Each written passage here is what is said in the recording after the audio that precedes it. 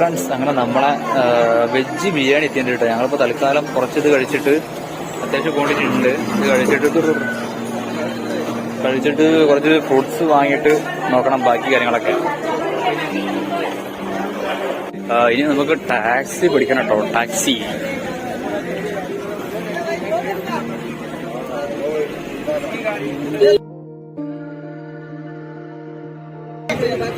ऊपर ट्रैफिक है, सुबह से गाड़ी ऊपर पहुंच नहीं रही। जहाँ पे जो स्पॉट है दस्तूरी, वहाँ तक चल के जाना पड़ता है। जहाँ पे ट्रैफिक रहेगी वहाँ से चल के जाना पड़ेगा। कितना टाइम? 1 किलोमीटर तो चलना पड़ेगा क्योंकि पूरा घाट जाम है। 3 दिन वीकेंड आया है, उसके वजह से गाड़ियाँ ऊपर जा नहीं रही। लोगों ने आड़ी तेड़ी कार पे ऊपर रखी है रोड पे। जो रास्ता है जहाँ पे ट्रैफिक लगेगा वहाँ पे करना पड़ेगा। ट्रैकर വേറെ വേണ്ടിട്ടോ ഓൺലി 100 rupees.